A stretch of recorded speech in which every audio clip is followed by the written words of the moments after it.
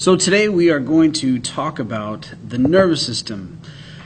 The main purpose of the nervous system is for communication. That means to control your heartbeat, to control your breathing rate, to control everything and communicate everything, to control everything that happens in your body. Your nervous system is broken up into two parts. The first part is your central nervous system. The second part is your peripheral nervous system. We'll get to the peripheral nervous system again here in a second. Let's start with the central nervous system. The central nervous system is made up of your brain and spinal cord. If it's a neuron in your brain or your spinal cord, it is the central nervous system. For the most part, the central nervous system is where the decisions are made and the information is stored. Any neuron that lives outside of the brain or the spinal cord is a part of the peripheral nervous system. So this would be outside of the brain and spinal cord. There's two different ways that you can be outside. And really, it's two different directions.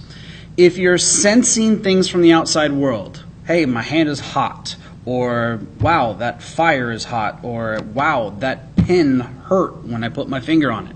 When you're sensing things, like when you're hearing my voice and seeing this particular video, those are all sensing, and so your sensory pathways deliver that information to the central nervous system. So that's the direction. Sensory pathways carry messages to the central nervous system. Motor pathways carry messages from the central nervous system. And of course, things aren't always that simple, so we have to break things down. Motor pathways get broken down even further. We have somatic portion of your motor pathway of the peripheral nervous system and the autonomic portion of the motor pathway of the peripheral nervous system. Now, somatic is voluntary. Raise your hand, flip a coin, throw a baseball, do a pirouette. Those are all things that you consciously and voluntarily control. So somatic is what you think about, you control voluntarily. The other part of those motor pathways is your autonomic or involuntary portion for your motor pathways. These are the things that control things you don't think about. Like, again, going back to the somatic side, I can say, please raise your hand, and you do it. Okay? Now, go think about this for the autonomic. Have your heart beat 15 times in 1 second and then 2 times in the next second. You can't control your heart beating consciously or voluntarily. Okay? It's autonomic. It's involuntary. So that's part of the motor pathway.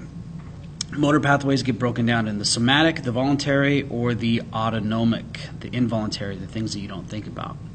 And then, of course, last you see on this graphic, you see that autonomic gets broken down further into the sympathetic division and the parasympathetic division. Again, they're still both involuntary. The sympathetic deals with arousal, or what we'll call fight or flight. It's what your body's natural knee-jerk reaction is to a particular situation. You're hiking through the woods and you see a bear come across. Do you faint, or do you stick up and try and fight in that particular situation? Whatever you're going to do is going to happen in the sympathetic division, fight or flight. Think of adrenaline as that sympathetic portion of your autonomic motor pathway. And then parasympathetic is the rest and digest. So here with sympathetic, adrenaline situation, huge, high, crazy energy, and parasympathetic brings you back down to earth. So they work in harmony with one another for checks and balances to make sure that your body's always working correctly. The nervous system is made up of neurons, and there's 3 different types of neurons. The first type is sensory neurons. Sensory neurons carry information to the central nervous system. Just like we talked about, the sensory pathway brings messages to the central nervous system. That's what the sensory neurons do. I'm going to skip down here to motor neurons. Just like the motor pathway brings messages from the central nervous system, motor neurons carry information from the central nervous system as well. So the other thing that we have up here is this interneuron. The interneuron is called the associative. So here we have sensory neurons bringing messages to this interneuron, and this interneuron doing something and sending a message through the motor neurons. Well, what this associative property of this interneuron does is it decides what to do. I call it the decision maker. So if you think about it like this, you put your hand over a fire. Well, your senses are going to say, wow, fire hot, ow, fire hot, ow. So your sensory neurons are going to communicate that message, fire hot, ow, fire hot, ow, fire hot, ow, fire hot, ow, until it gets to your associative neurons, okay, or your inner neurons. Your inner neuron is what makes the decision, right? It decides. So your inner neuron decides to send a message to those muscles to move your hand, move your hand, move your hand, move your hand, move your hand, move your hand. So the motor neurons carry that message of move your hand until the muscles move your hand away from the fire. So sensory neurons to the central nervous system, inner neurons make the decision, and motor neurons carry messages from the central nervous system. So here we have the human brain. Most people think it's just this squiggly stuff in here. But the human brain is not just the squiggly stuff, and we'll get into that in a moment. But as you see in here, it's also all of this stuff, portions of the midbrain and the brain stem as well. There's a lot more to the brain than just the squiggly stuff. The midbrain, hugely important for integrating all of the sensory information that we get from our different bodies. So a lot of times when we eat, we can see it, we can taste it, and we can smell it, all giving us this image of our favorite food. Same thing happens. The midbrain integrates what we see, what we smell, and what we hear and what we taste all together at the same time to store that memory in various portions of other parts of the brain. It regulates our visual reflexes, regulates what we hear, and those types of reflexes as well. So that's the midbrain. Our cerebrum, that is the squiggly stuff. It is the most highly evolved structure of a mammalian brain. Yes, we're mammals, so that would be for us as well. So the squiggly stuff is not just the brain. That's not the only part of the brain. But the squiggly stuff is a part of our brain. Our cerebrum is divided into two hemispheres. So if we drew a line down the middle, okay, and again we're looking at the back of the brain right here. So this is our left hemisphere of our cerebrum. This is our right hemisphere of our cerebrum. Ironically, the left hemisphere controls the right side of our body. The right hemisphere controls the left side of our body. Kind of cool. So if you're right-handed, that means your left hemisphere is what's controlling you right. If you're left-handed, and can probably draw really well, but we'll get into that in a moment. If you're left-handed, your right hemisphere is dealing with that. And then last but not least, in here, we see these little guys. Okay, I'll erase it all here in a second, but I want you to pay attention to these little guys right here. Okay, that is the corpus callosum. The corpus callosum connects the two hemispheres. It connects information between the two hemispheres so the two hemispheres can coordinate more quickly than they could without the corpus callosum.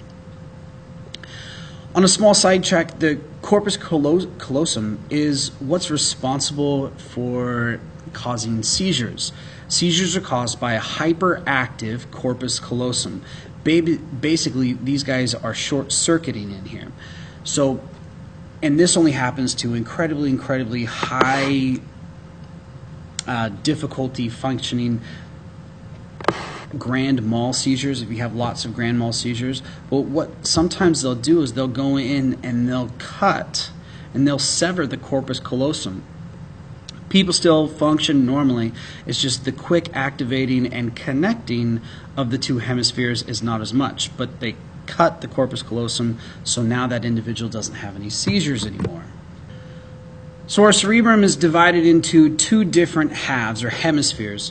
The left hemisphere deals with language, math, and logic, among other things, but those are the things that I think are the most important. The right hemisphere deals with pattern recognition, spatial relationships, those are fancy terms for art, other things, and music. So the right side deals with music and art. The left hemisphere deals with language, math, and logic, among other things. So here's a question for you that I alluded to before. Let's say that you are the world's greatest piano player. Chances are, just taking a guess based on our information, or you're the next Picasso. Do you think you should be right-handed or left-handed if you're just taking a guess? The next Picasso, the next greatest pianist, the next greatest whatever musician. Right-handed or left-handed? Well, music and art are dealt with in the right hemisphere. Remember, the right hemisphere controls the left side of the body. So, if you said the person that's really good in music and or art should be left-handed because the right hemisphere deals with the left side of the body, then you would be correct. Now, what about if you were an 8-year-old code breaker for the CIA dealing with high complex math problems? Well, math is dealt with over here in the left hemisphere, and remember the left hemisphere controls the right side of the body. So, the person was probably be right-handed.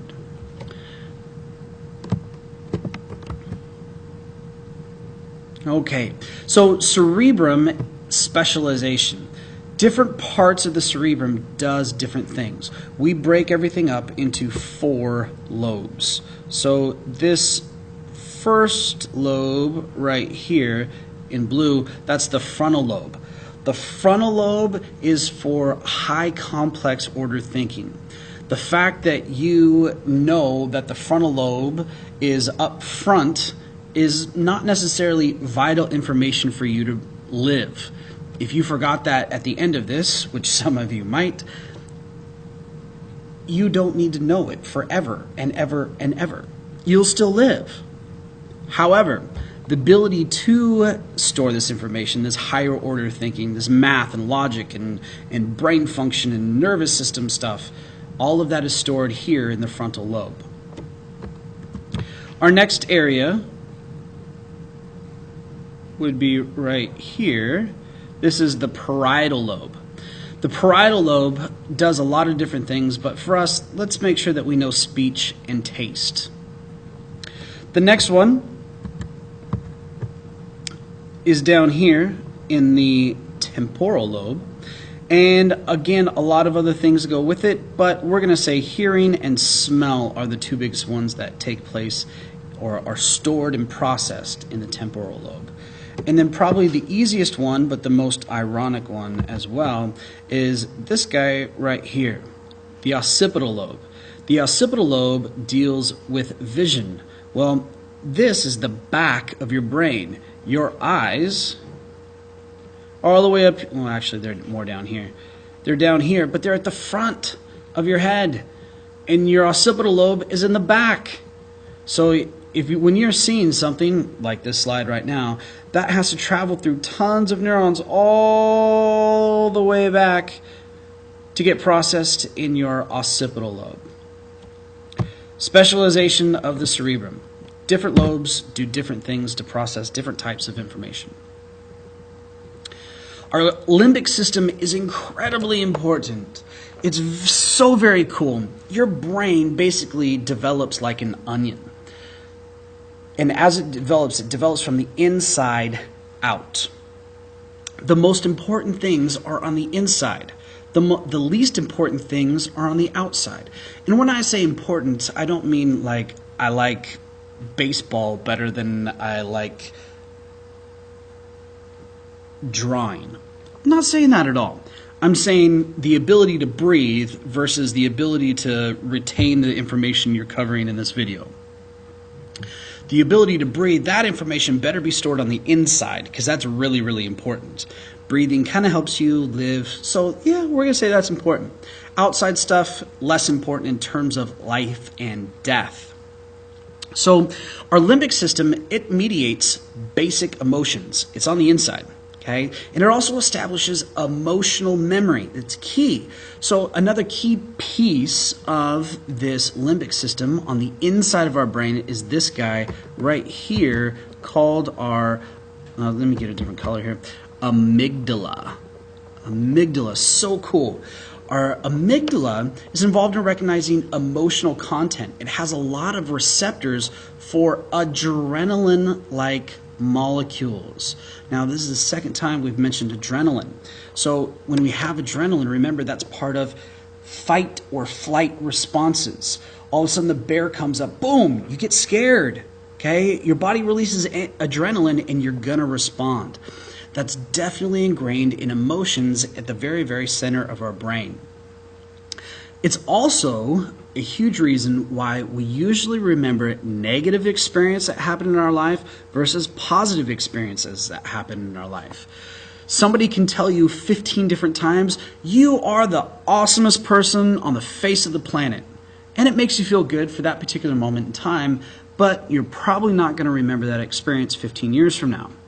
However, one person insults you, tells you you're the worst blah blah blah on the entire planet and says that you're a big blah blah blah and insult, the worst insults ever. That person does that one time, and if it connects with you and if it releases that adrenaline to store in your amygdala, so your amygdala is activated, you're probably going to remember that emotional experience for the rest of your life.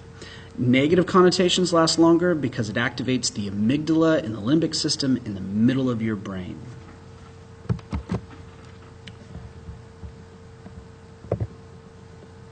Okay, so next one, our reflex arc. Super duper duper duper importante. A reflex arc. It is the simplest nerve circuit. We say this because, well, it doesn't even need to go to the brain. It can just go to the spinal cord. All of these messages going back and forth, they at least have to get to the central nervous system somehow, some way. But remember that we said that the central nervous system is the brain and the spinal cord. So if we have a message through sensory neurons that goes to the central nervous system and it gets to the spinal cord, it already got to the central nervous system. So the central nervous system can make up that decision to send back to the motor pathway. So anyways, I digress. A reflex arc is super, super fast, very rapid. It's automated, which means it happens without us thinking about it. Boom! If you jumped right there, which hopefully you didn't, and if you had headphones on, I apologize. But if you jumped a little bit right there, that is a reflex arc. You didn't even think about it. You didn't think, ooh, that was a loud sound, I must jump. No. It's a reflex arc. It just naturally happened. That information never actually got to your brain. It just went to your spinal cord and went on. Okay? So the reflex arcs are things that don't need to think about or make decisions. These are things like blinking, balance, pupil dilation, right? The light comes in. It just happens that your pupils dilate. They don't necessarily have to think, oh, the light's brighter, I should, or the light is brighter, my eyes should constrict, or there's not very much light in here, so my eyes should dilate. You don't think about that. It just happens because it's part of a reflex arc. Or, like I just did, startled. Someone startles you, you jump, whatever the case may be. The other example that I used before is you put your hand on a stove and that message of fire hot ow, fire hot ow, fire hot ow, and then move your hand away, move your hand away, move your hand away. You got to move your hand away, and it just happens. You know, you don't have to think that it's hot. It's a reflex. So same thing here. Reflex arc happens. Okay, something senses everything. Senses go to this spinal cord where our inner neuron makes the decision, and whoopsies, and our motor pathway brings it back to the muscles to cause our foot to kick. Here is another example of the same thing. We have some sort of stimulus where we see it, ow, pain, that hurts, that hurts, that hurts. Message gets to the inner neuron. Neuron makes a message, move your foot away, move your foot away, move your foot away, and your muscle moves your foot away from whatever that bad thing happened. And that is the basics of the nervous system. It's like this and like that and like this and it's like that and like this and like that and it's like this. So just chill till the next episode.